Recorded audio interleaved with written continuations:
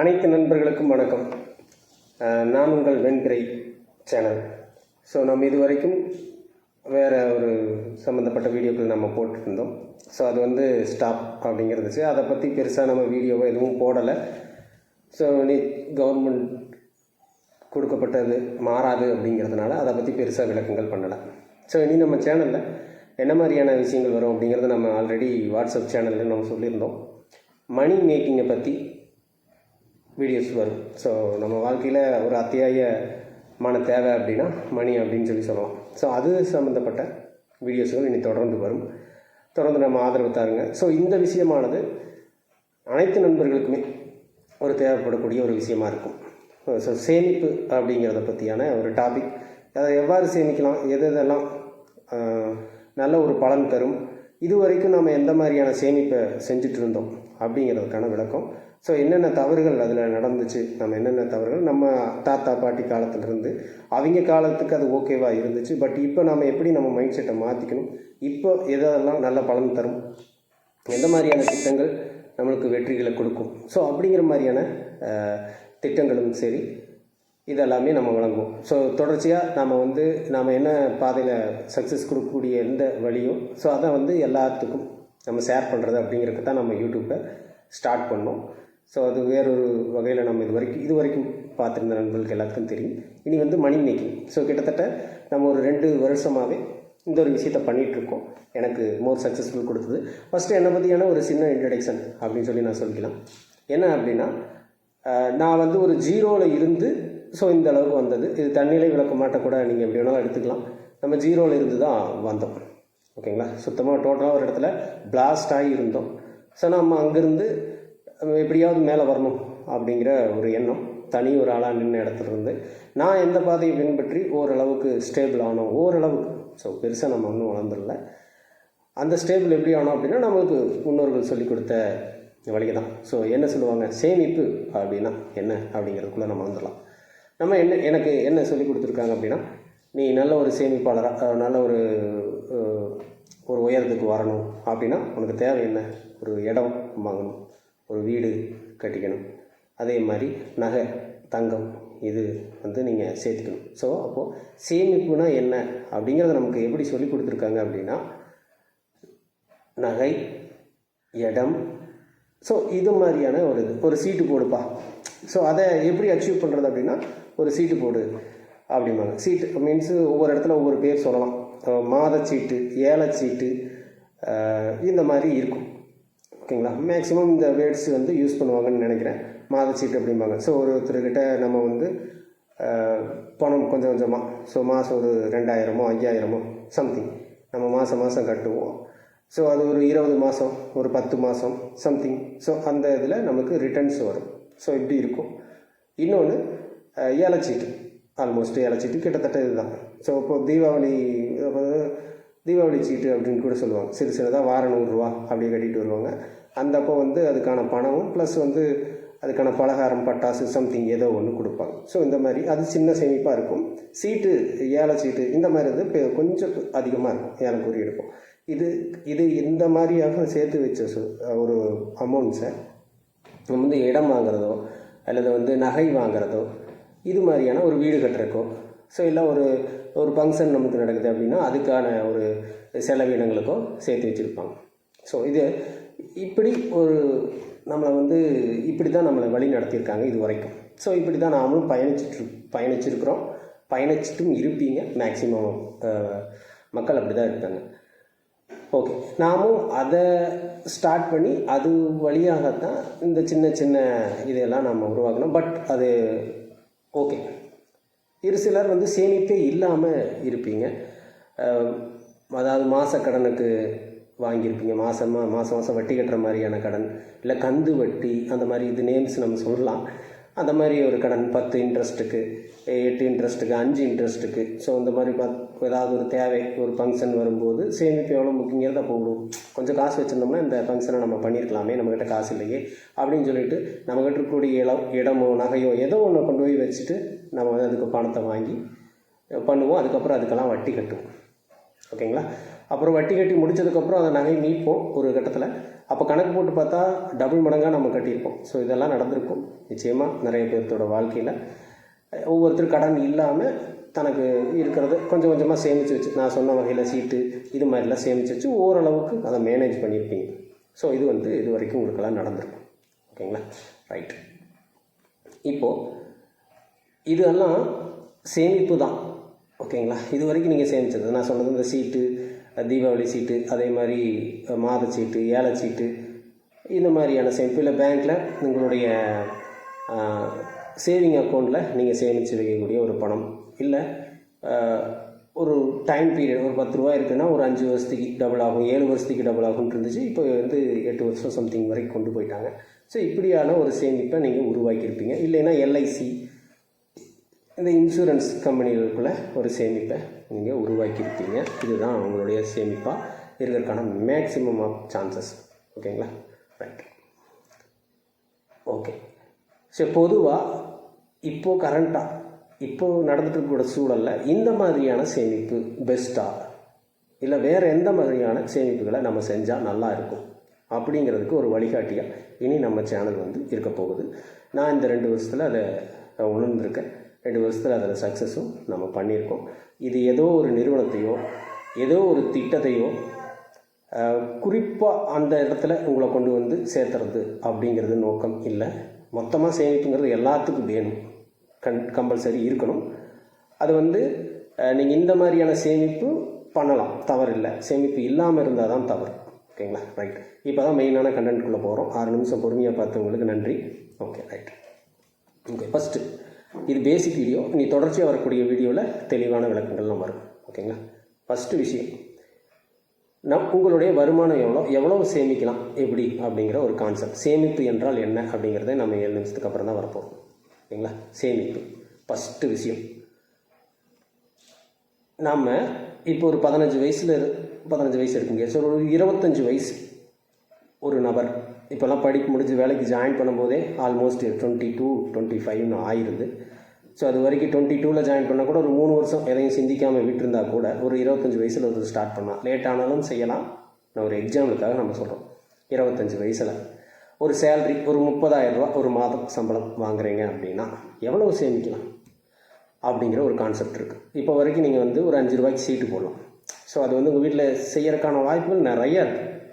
அவங்களும் சின்னதாக சேமிப்பில் அனுபவப்பட்டிருந்தாங்கன்னா, சில விஷயங்களையெல்லாம் பார்த்துருந்தாங்கன்னா, கடன் வாங்கி செலவு பட்டதில் ஏற்பட்ட அனுபவம் எதாக இருந்தாலும் அவங்க பண்ண தவிர நம்மளை செய்ய விட மாட்டாங்க.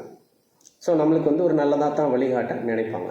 அப்படி வச்சுக்குவோம். நீங்களும் அவங்க சொல்கிறபடி கேட்கக்கூடிய ஒரு பையனாக இருக்கீங்க அப்படின்னா என்ன செய்வீங்க அப்படின்னா, ஒரு 5 ரூபா மாதம் சீட்டுக்கு கட்டு அப்படிங்கிற மாதிரி உங்களுக்கு அது சஜஷன் பண்ணுறதுக்கான வாய்ப்பு இருக்குது. நீங்களே அனுமதிக்கலாம், கூட வாங்கி கட்டலாம். ஸோ இந்த மாதிரியான சேமிப்பு உருவாக்கலாம். மோஸ்ட் ப்ராபப்ளி இது நடக்க வாய்ப்பு இருக்குதுன்னு நினைக்கிறேன். ஓகேங்களா, ஸோ இப்படி போடுவாங்க. ஸோ இந்த மாதிரியான சேமிப்பை உங்களுக்கு உருவாக்க ஒரு வாய்ப்பு இருக்குது. ஓகே, 30,000 ரூபா வாங்குற நீங்கள் ஒரு 5,000 ரூபாய் சேமிப்பு கணக்கில் உங்களையே சேர்த்து விட்ருவாங்க. மிச்சமும் காசு இருக்குது அப்படின்னா நீ உன் அக்கௌண்ட்டில் இது போட்டு வை அப்படின்னு உங்களுக்கு ஒரு அக்கௌண்ட் கொடுத்து, ஆல்ரெடி இப்போலாம் ஸ்கூல் டைம்லேயே அக்கௌண்ட் ஓப்பன் பண்ணிடுறோம். ஸோ அங்கே உங்களை ஜாயின் பண்ணி வைக்க வாய்ப்பு இருக்குது. ஸோ மிச்சமாக 2,000, 3,000 போடலாம் நீங்கள் நல்ல பையனாக இருந்தால். இல்லைன்னா அது ஜாலியாக பாக்கெட் மணிக்கு நீங்கள் செலவு பண்ணிக்கலாம். ஓகே, இதுதான் சேமிப்பா. ஸோ எவ்வளவு சேமித்தா சரியாக இருக்கும்? ஸோ அதுதான் மெயின் ஃபஸ்ட்டு விஷயம். இதுதான் மெயின் ஃபோக்கஸாக இந்த வீடியோவில் நம்ம பார்க்க போகிறோம். ஒரு நபர் தன்னுடைய வருமானத்தில், ஸோ இது எந்த ஏஜினராக இருந்தாலும் எந்த வயசுக்காரங்களாக இருந்தாலும் பொருந்தும், எவ்வளவு சேமிக்கணும் மினிமம். என்னுடைய கான்செப்டை உங்கள் வருமானத்தை 3ஆக பிரிக்கலாம். ஓகேங்களா, ஸோ 30,000 அப்படின்னு சொல்லியிருந்தோம். 30,000 3ஆக பிரிச்சிங்கன்னா 10,000 வரும். ஓகே, உங்களுடைய சேமிப்பு 10,000க்கு குறையாமல் இருக்கணும். இது ஒரு 25 வயசில், அதாவது சேமிப்பை இளம் வயதிலேயே ஸ்டார்ட் பண்ணக்கூடிய ஒரு நபருக்கு. ஓகேங்களா, இப்படி பண்ணணும். இதையெல்லாம் ஏன் பண்ணணுங்கிறத இந்த இடத்துலையே நான் உங்களுக்கு தெளிவாக சொல்லிடலாம். உங்களுக்கு ஒரு 40 வயசு 45 வயசு வரைக்கும் நீங்கள் ஒர்க் ப்ராசஸில் போகிறீங்க அப்படின்னா இப்போது சேமிக்க ஆரம்பித்தாதான் உங்களுடைய 40 நீங்கள் வேலைக்கு போக முடியாத ஒரு சூழலோ அல்லது இதுக்கு மேலேயும் நான் வேலை செய்யணுமா அப்படின்னு சிந்திக்கக்கூடிய மனநிலையிலோ இருக்கிறீங்க ஆகிறதுக்கான சான்சஸ் இருக்குது. ஸோ 40 வயதுக்கு அப்புறமும் உங்களுக்கு ஒரு இன்கம் வரணும். அப்போவும் நீங்கள் வேலைக்கு போய் சம்பாதிக்காமல் நீங்கள் அந்த இன்கம்மை பெறுற மாதிரி இருக்கணும். ஸோ அதுக்காகத்தான் இந்த சேமிப்பை நாம் உருவாக்குறோம். ஓகேங்களா? ஸோ இது வந்து நம்ம சந்ததியினருக்கும் யூஸ் ஆகும். ஸோ ஒன்று வந்து என் பையனுக்காக நான் சேமிக்கிறேன். ஸோ நான் தான் கஷ்டப்படுறேன், என்னுடைய வருங்கால பையனுக்கோ பிள்ளைக்கோ இவங்களுக்காக நான் சேமிக்கிறேன். ஸோ இப்படி இருக்கிறவங்களும் உண்டு. ஸோ அதுவும் ஓகே தான். ஓகேங்களா? ப்ராசஸ் நமக்கு நோக்குனாலும் சரி, நம்மளுடைய இயர்ஸ் கனெக்ட் பண்ணுறோம். 25 வயசுனா ஒரு 15 வருஷம் சேமித்து 15 வருஷத்துக்கு அப்புறமா நீங்கள் என்ன ஒர்க்கில் செஞ்சுட்டு இருந்த சேலரி வாங்கிட்டு இருந்தீங்களோ அதே அளவு சேலரியை அதுக்கப்புறம் பெறணும் அப்படிங்கிறது. இதில் ஒரு சின்ன மிஸ்கால்குலேஷன் இருக்குது நான் சொன்னதில். ஓகேங்களா? என்ன அப்படின்னா, இப்போது 30,000 ரூபாயை வச்சு நீங்கள் அந்த ரன் பண்ணுறீங்க அப்படிங்கும்போது, இதுவே 15 வருஷத்துக்கு அப்புறம் அதே 30,000 வச்சு ரன் பண்ண முடியாது. ஓகேவா? அப்போ நீங்கள் இப்போ பண்ணக்கூடிய சேமிப்பு 15 வருஷத்துக்கு அப்புறம் எனக்கு 30,000 ரூபா ரிட்டர்ன் வர்ற மாதிரியான ஒரு சேமிப்பாக இருத்தலும் தவறு அப்படிங்கிறத நீங்கள் புரிஞ்சுக்கணும். ஓகேங்களா? எக்ஸாம்பிளுக்கு நீங்கள் 10 வயசு குழந்தையாக இருக்கும்போது உங்கள் அப்பாவோட இன்கம்மை நீங்கள் கால்குலேட் பண்ணி பார்த்தீங்கன்னா தெரியும். அப்போது ஒரு மாதத்துக்கான செலவு என்ன ஆச்சு, ஒரு குடும்பத்தை நடத்துறதுக்கான செலவு என்ன ஆச்சு, இப்போ என்ன ஆகுதுன்னு ஒரு கணக்கு போட்டு பார்த்தீங்கன்னா தெரியும். ஓகே, இது பேசிக்காக எல்லோரும் இதெல்லாம் தெரிஞ்சதாண்டா, இதை ஏன்டா சொல்லிகிட்டு இருக்க அப்படிங்கிற மாதிரி நீங்கள் கேட்கலாம். ஸோ நம்ம கால்குலேஷன் எங்கே இருக்கணும், எதை நோக்கி இருக்கணும் அப்படின்னு கேட்டிங்கன்னா 1 lakh ஃபார் மந்த் 15 இயர்க்கு அப்புறம் வர்ற மாதிரியான ஒரு அமைப்பில் இருக்கணும். ஒரு 3x ஆகுது இருக்கணும். ஓகேங்களா? இப்போ 30,000 வாங்குறீங்க அப்படின்னா அப்போ 90,000 ரூபா இருந்தால் தான் ஸ்மூத்தாக இப்போ எப்படி ஃபேமிலி ரன் பண்ண முடியுதோ ஒரு 30Kல, அதே மாதிரி அந்த காலகட்டத்தில் நம்ம ரன் பண்ண முடியும். ஓகே, நீங்கள் இந்த ஒர்க்லேயே போயிட்டே இருக்கீங்க அப்படின்னா உங்களுக்கு இன்க்ரிமெண்ட் மூலிமா ஒரு 60,000 வரைக்கும் வரலாம். இதுக்கும் ஒரு சின்ன எக்ஸாம்பிள் நம்ம சொல்கிறோம். ஏன்னா இன்ட்ரொடக்ஷன் தான் சொல்லியாச்சு, அதனால தான் இந்த விஷயத்தையும் நான் திரும்ப திரும்ப பேசுகிறேன். ஒரு சின்ன எக்ஸாம்பிள் சொல்லலாம். நம்மளுடைய தாத்தா காலகட்டத்துக்கு போவோம், கொஞ்சம் பின்னாடியே போகலாம். ஓகேங்களா? அப்பாவும் சரி, தாத்தா காலகட்டங்கள் இன்னுமே கொஞ்சம் நல்லா இருந்தது மாதிரி எனக்கு ஒரு ஃபீல். ஸோ அதனால் அவங்கள நான் சொல்கிறேன். அவங்க சம்பளம் இப்போ இருக்கிறத விட ரொம்ப குறைவு, ரொம்ப குறைவு. ஒரு ஒரு 50 ரூபா 30 ரூபா இந்த மாதிரியான ஒரு சேலரி ஒரு நாளைக்கு. இப்போ வந்து ஒரு 1000 ரூபாய்ன்னு வச்சுக்குவோம். 30,000 அப்படிங்கும்போது ஒரு நாளைக்கு ஒரு 1000 அப்படிங்கிறது இருக்குது. ஸோ அப்போ அவங்களுக்கு வந்து 50 ரூபா அப்படிங்கிறது எவ்வளோ மடங்கு குறைவு அப்படின்னு சொல்லி பாருங்கள். 20 மடங்கு குறைவாக சம்பளம் வாங்கி கொண்டு இருந்தாங்க. அப்போது 4-5 பேர்னு கூட்டு குடும்பமாக இருந்துச்சு. பட் அந்த ஒரு ஆளோட 50 ரூபா அந்த ஃபேமிலியே ஹெல்த்தாக மெயின்டைன் பண்ண வச்சுது. ஸோ எல்லாத்துக்குமே உணவு கொடுக்க வச்சுது. அது போகவும் சேமித்து அவங்களால இடம் வீடு இதெல்லாம் உருவாக்க முடிஞ்சுது. இது ரியல். உங்களுக்கு தெரியாத பட்சத்தில் நீங்கள் உங்களுடைய அப்பா அம்மா கிட்ட கூட நீங்கள் கேட்டு பார்க்கலாம். தாத்தா வந்து வேலைக்கு போனார்ல, ஸோ அப்போ என்ன சம்பளம், ஸோ அதை எப்படி நம்ம ரன் பண்ணார், நீங்கள் வீட்டில் எவ்வளோ பேர் இருந்தீங்க, ஸோ இது கேட்டு பாருங்கள். ஸோ இருந்துச்சு. ஓகேங்களா? ஓகே, இப்போ இது எதுக்கு நம்ம இங்கே கனெக்ட் பண்ணுறோம் அப்படின்னு சொல்லி கேட்டிங்கன்னா, பொருளாதார வளர்ச்சி அப்படின்னு சொல்லி சொல்கிறாங்களே, பொருள் வளர்ச்சி அப்படி சொல்லணும். பொருட்களோட விலை வளர்ச்சி அப்படின்னு சொல்லி தான் சொல்லணும். ரைட். 20x கம்மியாக சம்பளம் வாங்கின ஒருத்தர், அப்போது நகையோட விலையோட கம்பேர் பண்ணுவாங்க நிறையா பேர் இல்லையா? நீங்கள் நகையோட விலையோட கம்பேர் பண்ணிக்கங்க. அப்போ வந்து ஒரு 3,000 ரூபா சம்திங் அப்படி இருக்கும்போது எங்கள் தாத்தா ஒரு 50 ரூபா சம்பளம் வாங்கிட்டு இருந்திருக்காரு. ஓகேங்களா? 50 ரூபா கூட கிடையாது, அதை விட கம்மி, ஒரு அப்ராக்சிமேட்டாக அப்படிங்கிற மாதிரி தான் நம்ம இதை மென்ஷன் பண்ணுறோம். 50 ரூபா கூட இருக்க வாய்ப்பில்லை. ஏன்னா எங்கள் அப்பாவே வந்து எனக்கு தெரிஞ்சு கூலி வேலை தான் போனார். 70 ரூபா 80 ரூபாய்க்கு வேலைக்கு போனார். அப்போ அவருக்கு இன்னுமே கம்மியாக இருக்க ஒரு வாய்ப்பு இருக்குது. ஸோ 3,000 ரூபா அப்படிங்கிறது ஒரு 50 ரூபா அப்படிங்கிறது எவ்வளோ எக்ஸு கம்மி அப்படிங்கிறத பாருங்கள். இப்போ அதே நகை வேலையோட 10,000 எவ்வளோ இருக்கக்கூடிய ஒரு பவுனுக்கு சொல்கிறேன் நான். இப்போ இருக்கக்கூடிய விலையில் நீங்கள் இதையே கணக்கு போட்டு பாருங்கள், நம்மளுடைய சம்பளம். ஸோ அதை கணக்கு போட்டு பாருங்கள். அதை விட நாம் குறைவாக தான் சம்பளம் வாங்குறோங்கிறது உங்களுக்கு புரியும். ஒரு 3,000 ரூபா ஒரு பவுன் இருக்கக்கூடிய நிலையில் 50 ரூபா சம்பளம் வாங்குறாருன்னா அவரால் கூட அந்த நகையை ஒரு இடத்துல வாங்க முடிஞ்சுது அப்படிங்கிற மாதிரி இருந்தாங்க. இப்போது 1000 ரூபா சம்பளம் வாங்கக்கூடிய நாம் அந்த நகையை வாங்க முடியல அப்படிங்கிற சூழ்நிலையில் தான் இருக்கும். இதுக்கான ரீசன் என்ன அப்படிங்கிறது உங்களுக்கு புரியும். அதை நீங்கள் இன்டூ பண்ணி பாருங்கள். 30,000 டிவைடட் பை 50ன்னு போட்டிங்கன்னா என்ன எந்த அளவு மடங்கு அப்படிங்கிறது தெரியும். அதே போல் இப்போ இருக்கக்கூடிய நகையும் நம்மளுடைய இதையும் போட்டிங்கன்னா தெரியும். லேக்கில் தான் நம்ம இருப்போம். ஓகேங்களா? ஸோ இதுதான் அவங்க அளவுக்கு கூட நம்மளை செயல்பட விடாமல் தடுக்கிறது. வெறும் உயர்வு, இடத்தோட விலை அதிகமாகிடுச்சு, நகையோட விலை அதிகமாகிடுச்சு, வாங்க முடியல அப்படிங்கிறதுக்கான காரணம் என்னங்கிறது புரியும். ஓகேங்களா? சரி, ஓகே, இது பிக் கான்செப்ட், இது விட்டுடலாம். ஓகே, நம்ம சிம்பிளாக சொல்ல போனோம்னா நம்ம முன்னேற்றத்துக்கு என்ன தேவை? சேமிப்பு தேவை. நம்ம பிற்காலத்தை வளமாக மாற்றுறதுக்கும் சேமிப்பு தேவை. தொடர்ந்து உழைச்சிக்கிட்டே இருக்க முடியாது. ஒரு இடத்துல நான் வேலைக்கு போகலை அப்படின்னா கூட என்னால் அதுக்கு ஈக்குவலான இன்கம் வரணும் அப்படிங்கிறதுக்கான ஒரு கான்செப்ட் கண்டிப்பாக தேவை. ஓகேங்களா? சேமிப்பு எப்படியெல்லாம் உருவாக்கலாம், ரைட்டுங்களா? அப்போது இப்போ 30,000 ரூபா சம்பளம் வாங்குகிற ஒருத்தர் அடுத்த எத்தனை வருஷம் நீங்கள் வேலைக்கு போகணுன்னு ஒரு சின்ன கால்குலேட் பண்ணிக்கோங்க. கால்குலேட் பண்ணிவிட்டு அப்போது வந்து ஒரு 1 lakh 3x மேலேயாவது உங்களுடைய இன்கம் இருக்கிற மாதிரி இருக்கணும், மந்த்லி. இதை நோக்கி தான் உங்கள் சேமிப்பை நகர்த்தணும். ஓகேங்களா? இதுக்கு என்னென்ன திட்டங்கிறத நம்ம அடுத்த வீடியோவில் தெளிவாக பார்ப்போம். ஓகேங்களா? அப்போது 1/3 பகுதி அப்படிங்கிறது ஒரு 15 years சேமிப்பு வைக்கலாம் அப்படின்னு ஆசைப்படுறவங்களுக்கான பெஸ்ட்டு சொல்யூஷன். உங்கள் இன்கம் அது எவ்வளவா வேணாலும் இருக்கட்டும், அதோட 3x வேல்யூ உங்களுக்கு ரிட்டர்ன்ஸ் வரும். அதுவே வந்து உங்களுடைய இன்றைய சம்பளம் போல தான் அன்னைக்கு பார்க்கப்படும். ஓகேங்களா? அப்படி வர்றதுக்காக நீங்கள் அதை 1/3 பகுதி இப்போது சேமிக்கணும். இதை என்ன மாதிரியான திட்டங்களில் சேமிக்கலாம் அப்படிங்கிறத ஓரலாக சொல்கிறேன். திட்டங்களை பற்றி சொல்லலை, என்ன மாதிரி அமைப்பில் திட்டத்தை நீங்களே சின்னதாக அனலைஸ் பண்ணுங்கள். எந்த திட்டம் நாம் சொல்கிற மாதிரியான ஆப்ஷன்ஸ் தருது அப்படின்ட்டு. ரைட். 1, நீங்கள் கந்து வட்டிக்கு வாங்குறீங்க, இல்லது வெளியே வந்து ஏதாவது ஒரு நகை, பத்திரம் இந்த மாதிரிலாம் வச்சு நீங்கள் கடன் வாங்கும்போது, இல்லை பேங்க்கில் வச்சு வாங்கும்போது, பத்திரத்தில் அடகு வச்சு வாங்குவாங்க பேங்க்கில், இந்த மாதிரிலாம் வாங்கும்போது உங்களுக்கு வாங்கப்படுற இன்ட்ரெஸ்ட் எனக்கு தெரிஞ்சு வெளிகளில் இப்போல்லாம் யாரும் வெளிகள் அந்த மாதிரி கொடுக்குறதில்ல. முதல்ல சொல்லலாம், பத்திரம் வச்சா 5% வந்து இன்ட்ரெஸ்ட் இருக்கும் மாதம் நம்ம கொடுக்குற மாதிரி. கந்து வட்டிக்கு வாங்கினோம் 10% வந்து இன்ட்ரெஸ்ட்டு நம்மக்கிட்ட வாங்குவாங்க. ஓகேங்களா? சரி, இதெல்லாம் நடந்திருக்கு. நம்ம வாங்கினா நம்ம சேமிப்புக்கும் இது மாதிரியான ஒரு அமைப்பு தேவை. ஓகேங்களா? நீங்கள் வந்து ஒரு 5 லட்ச ரூபா சேர்த்திட்டீங்க, கொஞ்சம் கொஞ்சமாக 10,000 ரூபாய் அந்த திட்டத்திலேயே போட்டு. இதுதான் மெயின்.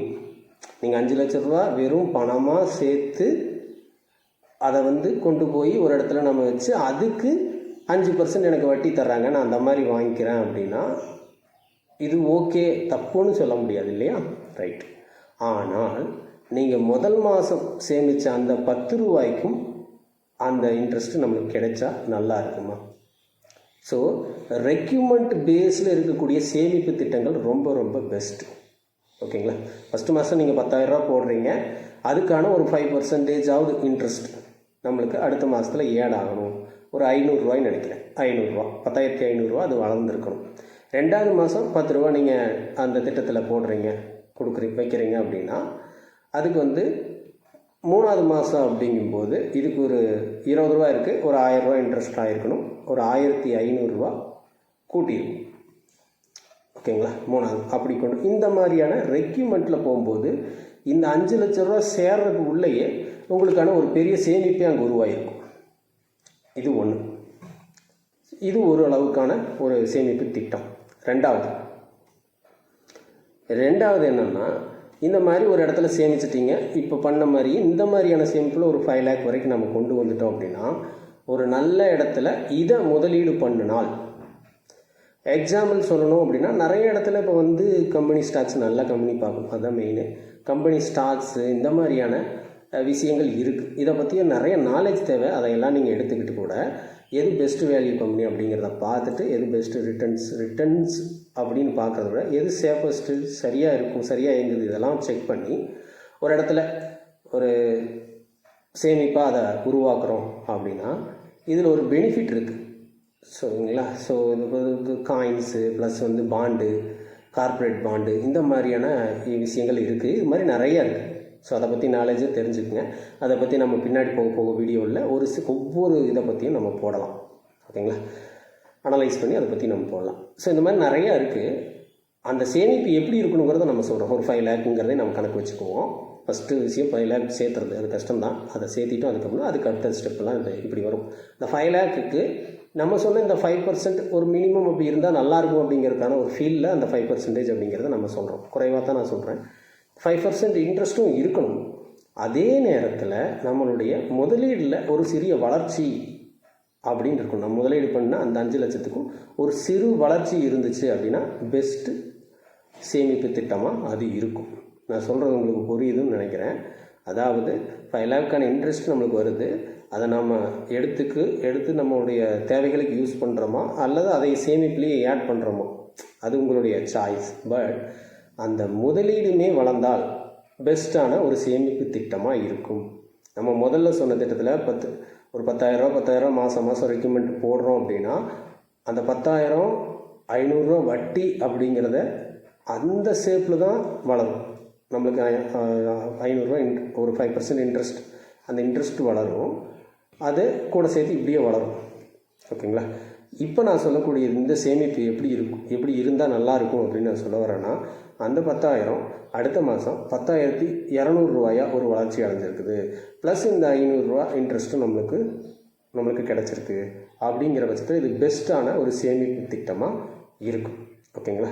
ஸோ நம்ம பண்ணக்கூடிய முதலீடும் ஒரு வளர்ச்சி இருக்கணும், அதே மாதிரி அதுக்கான நமக்கு பர்சன்டேஜ் அப்படிங்கிற அந்த ஒரு இன்கம், ஸோ ஒரு 5% 7% இதுவும் இருந்துச்சு அப்படின்னா பெட்டரான ஒரு சேமிப்பு திட்டமாக இருக்கும். ஸோ இது மாதிரியான திட்டங்கள் தான் நம்ம பார்க்க போகிறோம். அதில் எந்தெந்த திட்டங்கள் எல்லாம் எந்த மாதிரியான ஆப்ஷன்ஸை கொடுக்குது அப்படிங்கிறத அடுத்தடுத்து வரக்கூடிய வீடியோவில் தெளிவாக பார்ப்போம். அதில் சிறந்த திட்டம் எதுவோ அதை எடுத்து பார்க்கலாம். உங்களுக்கு சாய்ஸ் ஆனதை எடுத்து நீங்கள் செலக்ட் பண்ணி நீங்கள் சேமிப்பை ஸ்டார்ட் பண்ணலாம். ஸோ எது எப்படி இருந்தாலும் மொத்தத்தில் சேமிப்பு அப்படிங்கிறது ரொம்ப ரொம்ப முக்கியமானது. பேசிக்காக நம்ம முன்னோர்கள் சொல்லிக் கொடுத்த அந்த சேமிப்பு தவறு அப்படின்னு கிடையாது. பட் அதை விட பெட்டர் தென் ரிசல்ட் தேவைப்படுது இந்த காலகட்டத்தில். ஸோ அதனால் அந்த சேமிப்பு திட்டங்களை நம்ம வேறு வழியில் இன்னும் கொஞ்சம் வேகமான வளர்ச்சி அடையக்கூடிய சேமிப்பு திட்டங்களாக, அதுலேயும் சேஃபான செக்யூரான சேமிப்பு திட்டங்களாக பார்த்து நம்ம சேமிப்பை ஸ்டார்ட் பண்ணணும். மினிமம் உங்களுடைய இன்கம்மில் இருந்து ஒரு 30%, 33%, 40% வரைக்கும் கூட வரலாம். ஸோ அந்த அளவுக்கு உங்கள் சேமிப்பு கட்டாயம் இருக்கணும். ஓகேங்களா? ஒரு அடிப்படை தேவை அப்படிங்கிற மாதிரி நினச்சிட்டு இந்த சேமிப்பை நீங்கள் செய்யணும். ஸோ நம்ம இப்போ அடிப்படை தேவை உணவு, உடை, ஸோ இந்த மாதிரியான ஆப்ஷன்ஸுக்குள்ளே நம்ம இருக்கிறோம். ஸோ மொபைல் ரீசார்ஜு, வண்டி பெட்ரோலு, இதெல்லாம் அடிப்படை தேவைகளாக நம்ம மாற்றிருக்கோம். ஓகேவா? ஸோ அதை விட முக்கியமான ஒரு அடிப்படை தேவை அப்படிங்கிற மாதிரி இந்த சேமிப்பை மாற்றிட்டோம் அப்படின்னா இது பின்னாடி நமக்கான ஒரு பெட்ரோல் போடுற ஒரு சேமிப்பாக கண்டிப்பாக இருக்கும். ஸோ கண்டிப்பாக தேவை. இது வரைக்கும் சேமிப்பு யாராவது பண்ணிகிட்ருக்கீங்க அப்படின்னா கமெண்டில் எஸ் அப்படின்னு போடுங்க.